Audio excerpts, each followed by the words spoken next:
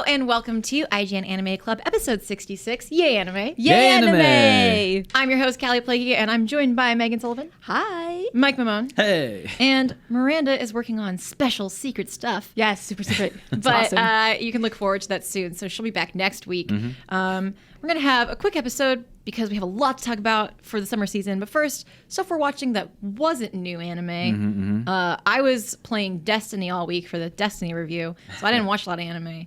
If you're interested in Destiny, that's on IGN.com. But I did get really stressed, so I drank a glass of wine and watched My Love Story again. I rewatched a couple episodes of My Love Story, and it's still great. Please watch it because it's so good. It's so good. Mike, what about you? Yeah, I watched One Piece because I always watch One Piece. But the thing I noticed was that the animation was really well. I mean, people have been talking about this already, but the quality's been going down. Oh no! I've actually noticed it this time because I don't do usually, but also like 1/4 of the episodes just the title screen and just a recap of like what One Piece is.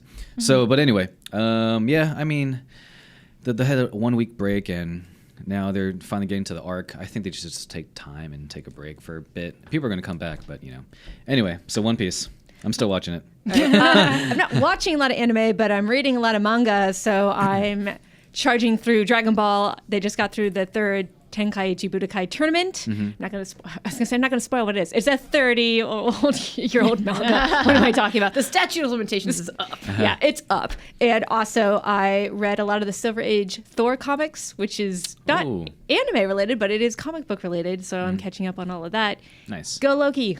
That's my boy. And by Loki, I mean Tom Hiddleston. Anyway, that's what I've been reading. Yeah. All right. Well, that brings us to our topic for this week, which is closely tied into what we've been watching because it's all about our favorites from the summer season. Yep. The summer season is wrapping up. We did our 5 best anime of summer feature, which you can find on IGN. Please check that out. Support. Yeah. But we just want to talk about it because we had a really great time with the season. There was a lot to watch and we can't get to all of it. There's a couple like big standouts. I think I just want to start in honor of Miranda with ReZero. Yeah, Yes. ReZero. Because we harp on it every week, but if you haven't been watching ReZero, definitely check it out. It does the otaku transported into another world trope very, very well and different. And I just love it so much that I haven't even watched the last episode because I don't want it to end. I do not want it to end. I binge watched up to episode 18, and it was like a good place to stop because I was like, okay, this is a good place to stop. There's a little bit of a break because I'm getting secondhand stress for Subaru. I mean, like in those late teen episodes, like everything is falling apart around him. No one will help him. And I'm like, oh, this is awful. Yeah. Yep. Yeah, It's super tense. With stressful shows, you often have to take a breather, and that's partially why I watched My Love Story, because it's like, I've been involved in these like more high tension shows that I've been enjoying, like which brings me to my next one, which is Food Wars. Still love Food Wars so much. My mom texted me. If you aren't familiar, my mom is a big Food Wars fan. What's up, Mom? It's awesome. And my mom texted me because she actually got ahead of me, which happened with the original the first season as well. My mom just like binged it and got ahead of me. So my mom's like, it took me a while to get into the season, but it's so good. And I was like, yo. And she was like, yo. And then did you actually text yo? I often do that, yeah. Just making sure. And so that's one of those shows that's like really fun, but also can be very tense, especially when you're watching a Shokugeki unfold. And you're like, how are they gonna do it? With panache. Yeah. That's how they do it. Or a ganache. Hey! So between those two and I think our next one is probably Mob Psycho. Yes. Yeah, Mob Psycho. Yes, Mob Psycho. From the creator of One Punch Man, by the way. Yeah, so that's one thing I want to touch on because obviously, like Food Wars, just really quickly going back to that, the final like point I want to make is these shows they're easy to compare to other things. So with ReZero, it's easy to compare to shows that do the genre, and ReZero just does it better. With Food Wars, it was really hard for me because I was comparing it to the first season when it's actually different and really expanding into its side characters in the second season.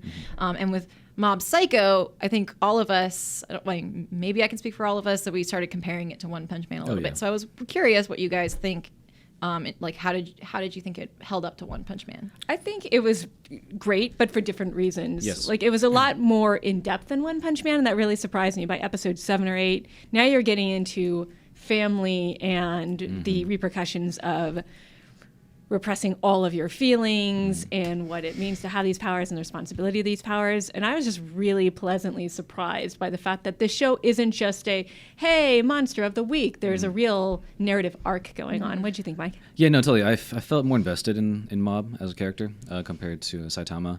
And yeah, just as Saitama's, it's weird because he's very indifferent about fighting monsters. Here in Mob, he's making a choice, and it really like tears him apart depending on that choice. And seeing him go through that, as well as all the things with his family and friends and classmates or whatever, all those coming together, it really makes for an interesting story, which I want to see more of. And I watched the last episode twice because I'm going to miss it. Yeah, but there was a little bit of a hint that there might be more coming, which is great. Oh, yeah. Oh, I love that. Also, the aesthetic is really interesting. The entire show has this it almost has a JoJo feel. Like the aesthetic is so over the top. The art is really unique. Yes. Like, if you haven't watched the first episode, it starts with this like acid trip nightmare. It does. It really does. It's like the intro. And I was watching it like, what did I get myself into? And then it switches to just people's faces. They're like, "Rrr." Like they just make this like. If you're not watching the video, which you can watch on many platforms, including Xbox One and PS4 apps, I made a face. But it was that wonderful weird One Punch Mob Psycho weird wedge eye face. Yeah.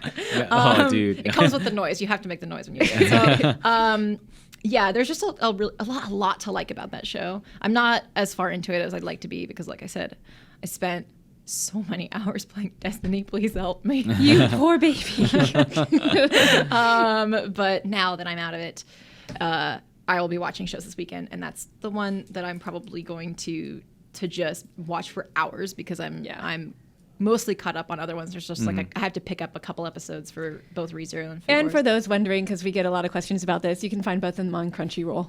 Yeah. Yeah. A lot of just speaking to that, our top 5 or our 5 best anime of summer 2016 feature will have the information. So if you're curious about all 3 of the shows that we've mentioned so far are on that list, and so all the information about where you can find them is there as well.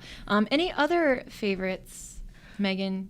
'Cause you watched some stuff that I didn't even touch. Yeah, I watched some stuff. I didn't think they were best of material, but they were my personal favorites. But before I want to get to that, I want to get a shout out to my mom, who does not watch anime full stop, but she loves Serenity and she loves Firefly. And I got her to watch Cowboy Bebop the movie, and she loved it. Yay! Oh, really? and she asked me at the end, she's like, "What other anime should I watch?" It's happening, people. It's all happening. It's all happening. So, yep.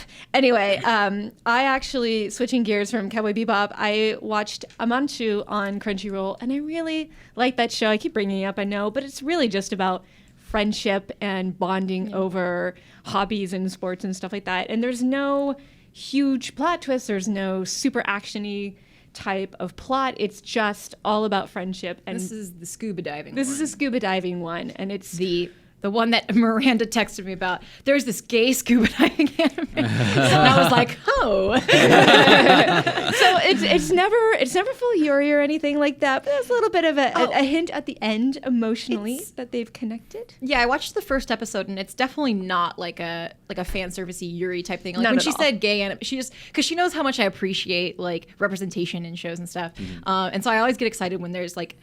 They're just 2 girls who have this interest in each other, and it could be friendly, it could be romantic, but like it's definitely a high school sort of relationship where it's like I'm very taken by you, like you confuse me, and I'm interested in you. Like it's just they're emotionally very attached to one another, and I love like that. that. It's I love wonderful. that. It's all about bonding, and it has a beautiful score. There's I a love time the and score. place for Yuri, but not. But it's Not almost this time nor this It's place. almost more poignant though, because they don't show anything. They don't do anything. They just lightly hint at it, and they sort of let everything else just fall naturally into place. And so I like they don't bang your head over. They don't bang you over the head with Yuri, Yuri, Yuri. It's just like like this sort of very close, intimate, best friendship. It's kind just of type of thing. It's really sweet, you It's guys. so It's cute. and I listen to the opening all the time. Oh, It's nice. so pretty. I It love is. it. Anyway, if you want an anime and chill type of show, this is it. Like if you liked Flying Well- Witch last season, this is Amanchu is the one to just chill out to. Well, a chill show, not like a Netflix and chill, but like an actual chill. Like an chill, actual legit chill. chill, not yeah. Just wanted to clarify that when she says anime and chill, she just means like relaxing. It doesn't really. Yeah, I Not- actually mean that in the Not normal in sense of the- the term. Get your minds out of the It's gutter. not like Crunchyroll and chill. Hello. Well, I don't, whatever floats your boat. I do not pass I mean- judgment here. Oh yeah. I'm just saying. Look, we just talked at length about girls being in love. So Mike, what was your Oh, what? yay anime. anime? Yeah, Mike. Anything else? And from this season, I mean, I'm more excited about next season. So We're almost there. We're almost yeah, there. yeah. Which we'll We'll get get to. there We'll get in to, a but minute. let's see. If you I can't mean, think of anything else, not off the top I of my will head. think I did think of one thing. I read wanted life. to re-pick up Diamond is Unbreakable because of the JoJo Oh, news. yeah. There's a live action JoJo coming out based on Diamond I is heard about Unbreakable. that. Yes. And I was like, what? How are they going to do that? Because the know. aesthetic is so important to that show. How are they going to take it from 2D to 3D? Mm-hmm. I don't know. that's really because like JoJo, I can't like re-summarize that. That's just Yeah, the perfect way. JoJo, It's like the yeah. aesthetic. That's how you talk about JoJo. Right? The aesthetic is so key. Where it's like, how are you gonna do that? Although I would like to give a shout out to Frank Acevedo and the Facebook group, facebook.com/group/IGN Anime Club, the official group, Boom. Who drew Mike Oh, yeah. in JoJo style. That's right. It's phenomenal. It's God, Frank, you're the best. I told Mike he has to make it his profile picture and everything, and he was like, "Oh," and I was like, "Do it." It's really, really good. So It's shout really out awesome. to Frank who makes fantastic fan art, and he made yeah. like a waifu Wednesday fan art thing saw that's that. really cute. Oh my gosh, so good. So just a quick shout out. We love our Facebook group. So just quick note on JoJo's. We did not include that in the 5 best anime of summer list because we don't include ongoing shows in Yes. those lists. Yeah. So Don't be sad. It's not that we don't love it. It's just Yeah. that it's still going. Yeah, it's just how we It's put together a list. one Yeah. of our favorite shows, but couldn't be on the list. So Yes. don't Yeah. be discouraged. Yeah, Yeah. but the movie is coming out summer 2017. Warner Brothers and I believe Toho Pictures are teaming up. So you know Toho from Godzilla. That's a positive thing. I Yep. don't know the actor who plays Josuke though. I've looked never. into I it. looked him up and I saw an acting clip of him. I was like, I have no idea who this is, but hopefully, but he looks like Josuke. I don't know how they're gonna do the hair. As but he long as looks the like Josuke. stands work somehow. I We'll hope see so. how that goes. Fingers crossed. Anyway, cool. What shows, before we get into what we're looking forward to, what shows will you guys miss the most from this season? We sort of touch, of course, I'm the kind of person who always misses. Like, when I finish a book, I, cry because I'm like, I don't have my book anymore. So, Right, it's too much. yeah, like I said earlier with ReZero, I haven't finished it yet because I'm going to miss it so much. But what about you guys? What else? Yeah, I agree with ReZero. I mentioned this already, but Mob, God, I want more. And it's only 12 episodes. So, One Punch Man's going to come with season 2, so hopefully Mob Psycho after that. Yeah. But yeah, that's the one for sure that I'm looking forward to more. Yeah. Yeah. I don't know if I'll miss Amanchu. I kind of miss Berserk because the story didn't exactly wrap up. It was sort of gearing up for the next round of craziness to happen. But that's coming in 2017, so I'm not gonna miss out too much because Okay. it is coming soon. Oh, man, it's already almost 2017. I Yeah, was it like, really that's is. so far. And then I I was know. like, oh, my God. It's like October? Yo, no. a couple months before Rogue One comes. Anyways. Yeah. For me, it's definitely ReZero. I'm Yeah. gonna cry. That's my goal for this weekend is to finish it and cry. There you go. That's a good goal. I have crying in my calendar. Gotta block out a whole hour for crying.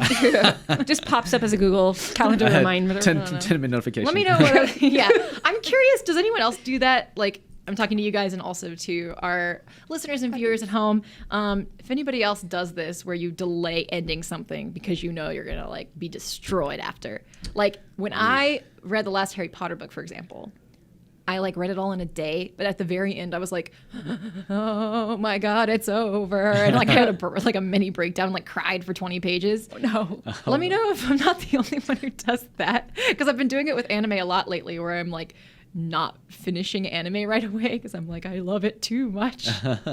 I'm trying. I know I have, and I'm completely blanking. I've done that for a book and a movie, and I cannot remember what they are. But I had the exact same thing where I was like, I can't do this. I can't handle this. I can't. I'll like emotionally wall myself Can't off. do it. I don't know if I have, but I've definitely put time away just to like focus on the episode and nothing interrupt me. Oh, yeah. But I've done that for sure. Like for the last episode anyway. Yeah. But yeah. Yeah. Moving right along, because we do have to go pretty quickly today. What are we looking forward to for the fall season? Tiger mask. Going right into it. Going right into it. Okay, so yeah, go ahead, Megan. Take it away. I kind of stole it. I'm sorry. It's okay. Go But ahead. I'm so excited. So if you guys at home follow me on Twitter, I'm always tweeting about wrestling. I'm a huge wrestling fan. I watch it all. I watch WWE, Ring of Honor. I even watch Pro Guerrilla Wrestling. And Tiger Mask W is a newly announced wrestling anime. I'm both excited and a little concerned. It's being done by Toei, who are... What's up with Toei? What's up with Toei? No, seriously. No, but what's up with them? And so I couldn't really figure out if this anime is going to follow the same crummy CGI path or it's going to go differently. It's very stylish, but for those who don't know, Tiger Mask is all about these two wrestlers. One's a heel, one's a face. Basically, they don't know each other's identity, but of course, they're going to mix it up in the ring. I love wrestling anime. I love this. I'm so excited. And I thought you were going to say, of course, they're going to fall in love. Hey, Oh, it Kelly. could happen. So that's very possible.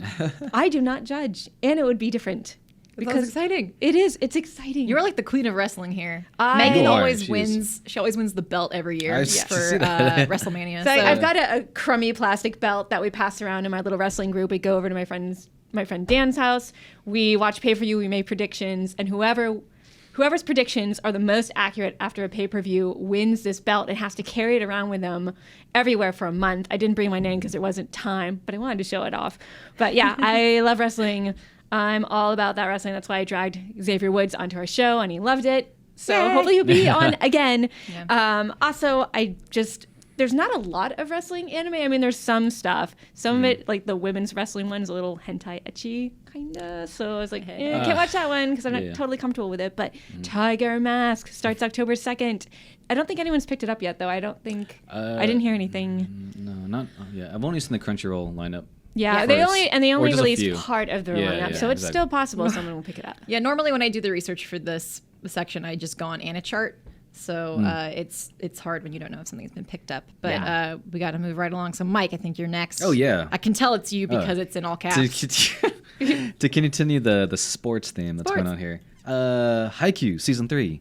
Volleyball boys. That also fall in love.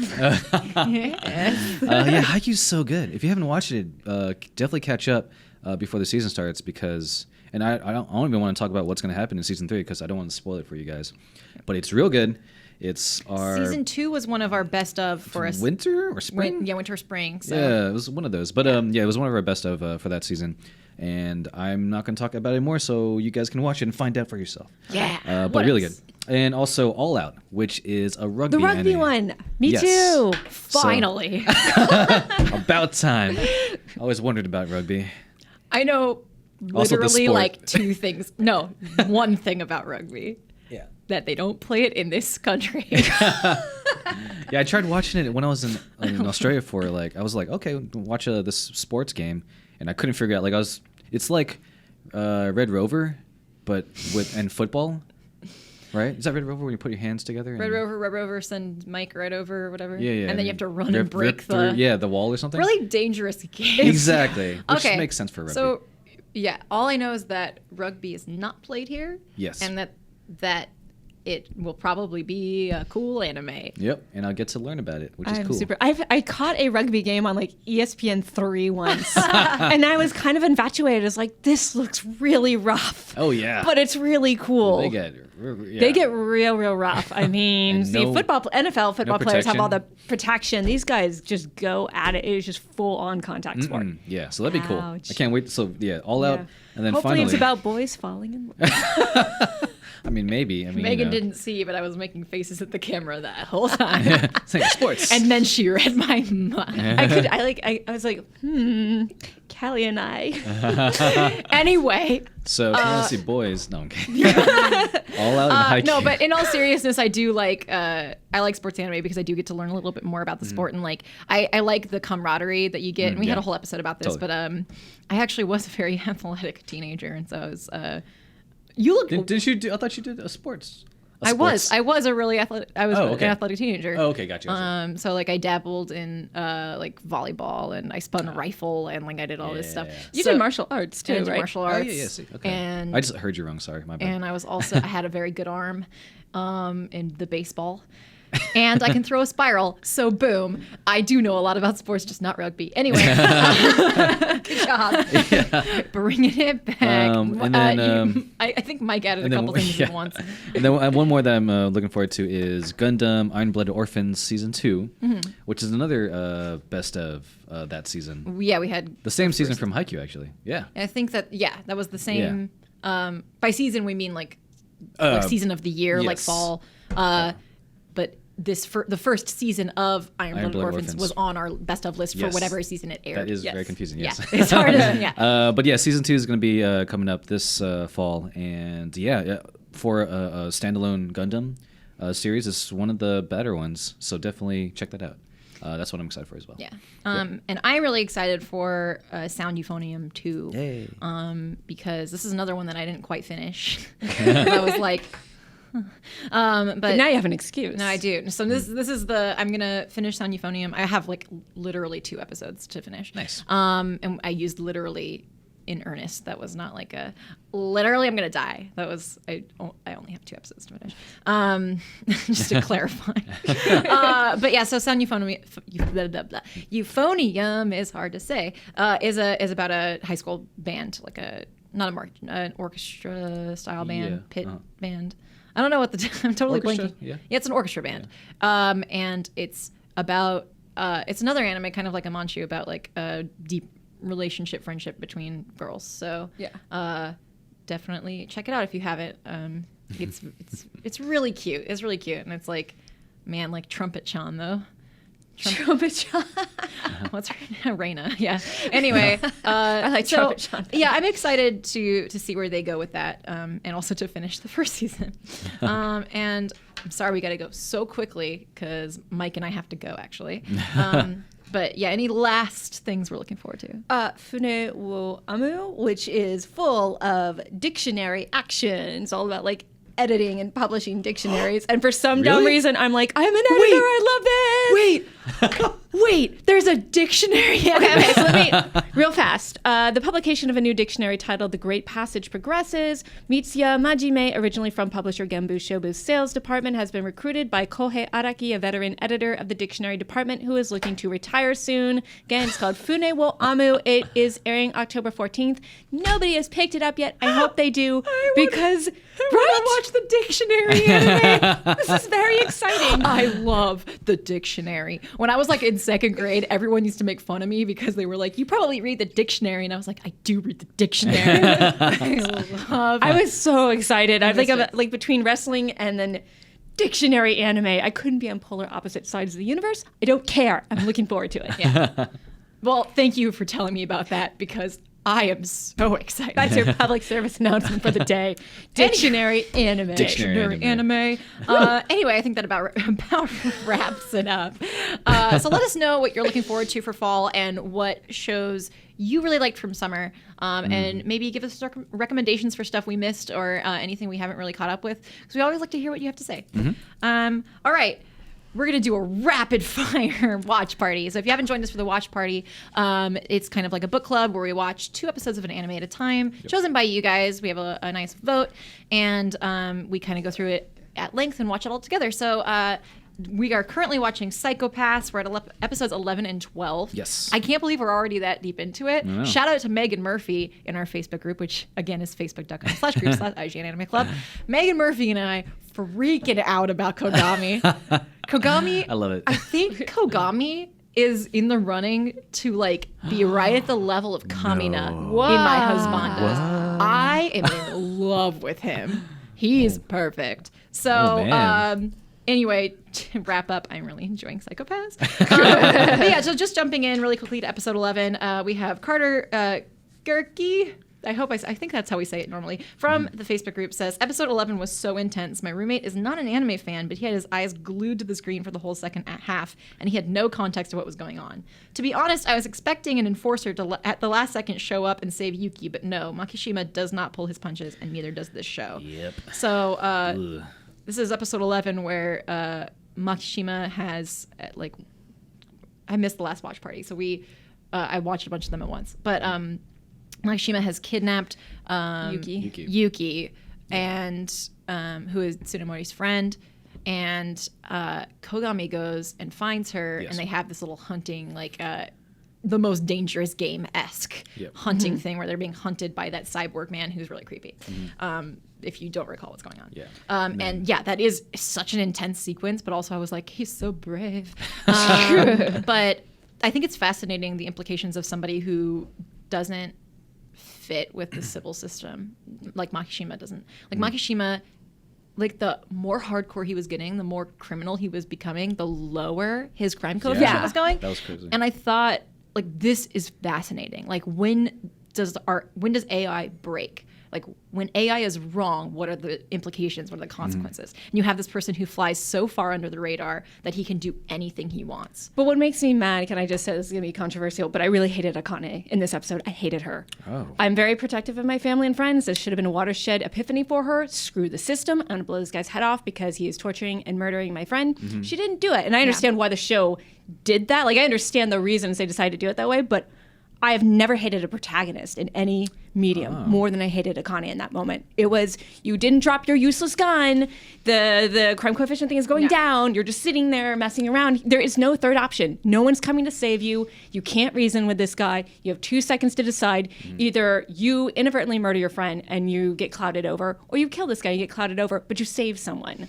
I was shaking with fury. It was interesting how, at that scene where she was holding the Dominator and the shotgun at the same time. It's drop the Dominator. She's making a choice right there, and then that's a powerful scene. Yeah. Where she's making the choice between letting someone else decide fate for you, letting the system decide fate, and having fate in her own hands. That's the difference between the shotgun and the Dominator. Yeah. I have no culpability because this is guns kill people, people don't kill people.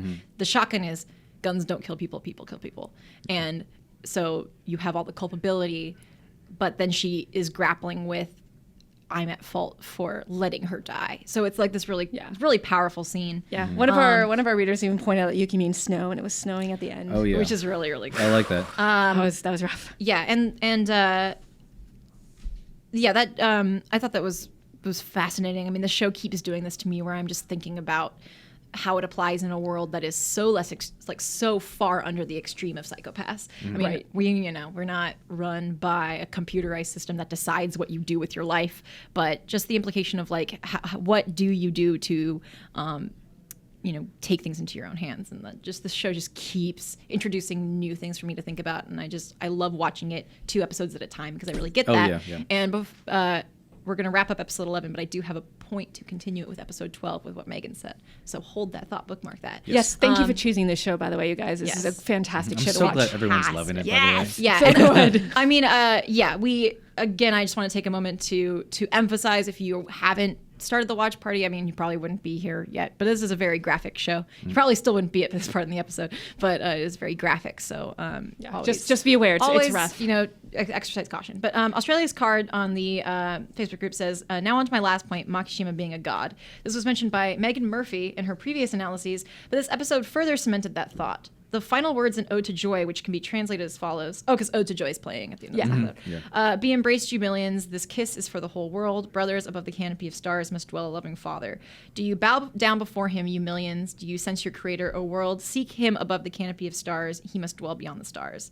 It may imply that this loving father would be Makishima. After all, Makishima cannot be judged by the Sibyl system, and neither can God be judged by the masses. He has a dominating elevated position during Mr. Senguji's hunt, and his talks with Akane and Kogami, where he observed and judged everybody. Makishima recognized how the Sibyl system doesn't take a person's actions and soul into account when it measures their psychopaths, so he sought out those who are willing to bare their souls for all to see, his saints, you might say. You might even go so far as to say that Makishima loves everybody, for he strokes Yuki's hair like a parent might.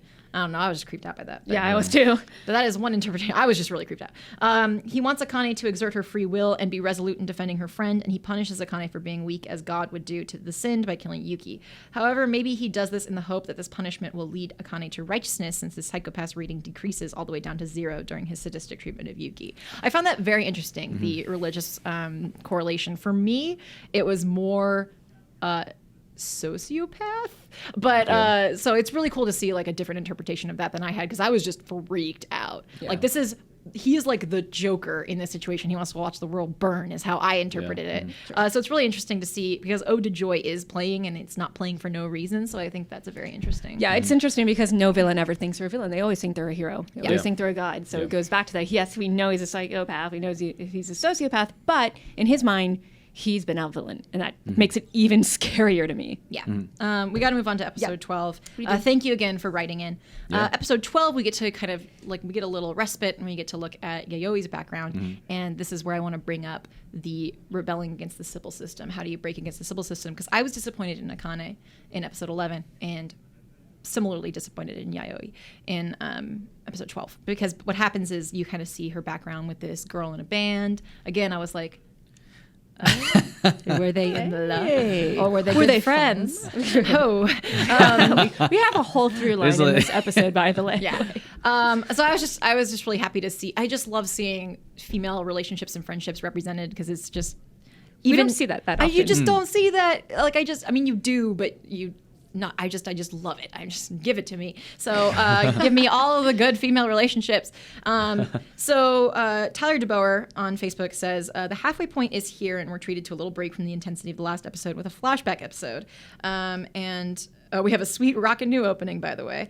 Yes. Neto del Toro says, well, interesting first look at what a rehabilitation center is like in the world of psychopaths, because Yayoi had been designated a latent criminal, and we see her in this like horrible asylum, essentially, where people are like hitting their heads against walls and bleeding, and like it's super intense. It made me think of like 50s asylums. Like I did too. I thought 50s, 60s asylums. It was like a 50s where people are like being shock treated and just totally misunderstood, and she just wants to play the guitar, and everyone's like, you're almost out of here. Like it was so haunting, because it just evoked that for me. And it made me think of like Sylvia Plath. If you've ever read a Sylvia Plath book, like that's what they're about. So so it was really interesting to look at the rehabilitation center, and really powerful for me. Continuing with Neto del Toro, we only got a glimpse, but this is basically the place where emotions come to die by way of turning it into Sibyl system approved outbursts of creativity or individuality. This place is basically the equivalent of a 19th century mental institution. Oh, sorry, Neto. I was totally sorry. It makes you wonder, though, how does a Sibyl system approved band sound? So the thing is, Yayoi was in an approved band. This girl, this blue-haired, cool girl that she's like really close with, was in a not approved band, like an underground band. And they have this little moment where it's like, you know, one of Yayoi's bandmates is like, you know, I don't see the point in making non-approved music. And this new girl is like, well, I don't see the point in making approved music. And I was like, so I was really disappointed, because we see Yayoi, you know, we see Kogami and Ginoza approach her while she's in the facility, in the rehab center for latent criminals, being like, you qualify to be an enforcer. And they kind of give her a test run with this Dominator that she's not approved to use, but they say she's approved to use it.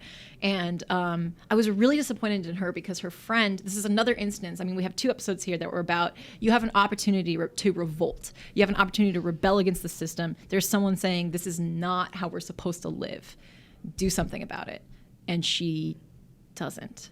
Yayoi falls into this, she's like, but I want to be an enforcer.